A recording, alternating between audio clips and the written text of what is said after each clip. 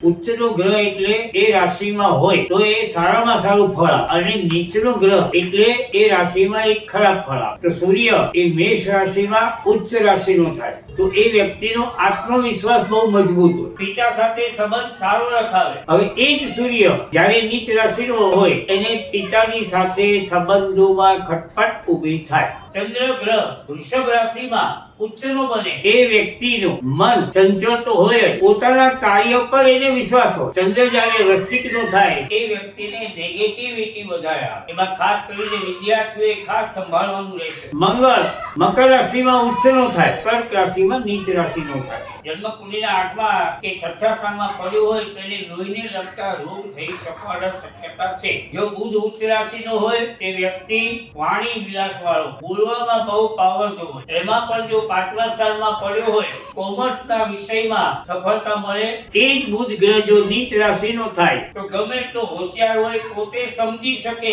પણ સામેવાળાને સમજાવી ન શકે. તો ગુરુ ગ્રહ કર્ક રાશિમાં ઉચ્ચનું ફળ આપે અને મકર રાશિમાં નીચ રાશિનું ફળ આપે. ગુરુ જો ઉચ્ચ રાશિનો પડ્યો હોય, યુતિ ન હોય તો એ વ્યક્તિ થ્રુઆઉટ પોતે ડિગ્રી સુધી પહોંચી શકે. અને એ જ ગુરુ ગ્રહ જો મકર રાશિમાં એટલે નીચ રાશિનો હોય તો એને ભગવાન પ્રત્યે લાગણી હોય પણ ખપ પૂરતી. આપણે ઘણા બાધાઓ રાખે છે, ₹1 થાળ માંગતા હોય ને એ આ બધા ગુરુ નીચ રાશિના હોય ને એ. શુક્ર મીન રાશિમાં ઉચ્ચ રાશિનો થાય અને કન્યા રાશિમાં નીચ રાશિનો થાય. જો ઉચ્ચ રાશિનો પડ્યો હોય તો અતિશય શોખીન અને મોજીલું જીવન ગુજારવા વાળો. દેવું થાય ભલે થાય પણ પોતે પોતાના શોખ પૂરા કરે. અને એ જ શુક્ર જો નીચ રાશિનો હોય કન્યા રાશિમાં તો પુરુષ વ્યક્તિ હોય તેના શુક્રાણુમાં અને લેડીઝ હોય તેની ફિલોપિયસ ટ્યુબમાં પ્રોબ્લેમ ઊભા થઈ. શનિ તુલા રાશિનો હોય ત્યારે મહેનત કરાવે પણ મહેનત પ્રમાણે ફળ આપે. પણ એ જ શનિ નીચ રાશિનો થઈને પડ્યો હોય તો એ મહેનત પ્રમાણેનું ફળ ના આપવા દે. રાહુ જે છે એ બુધનો મિત્ર છે તો કન્યા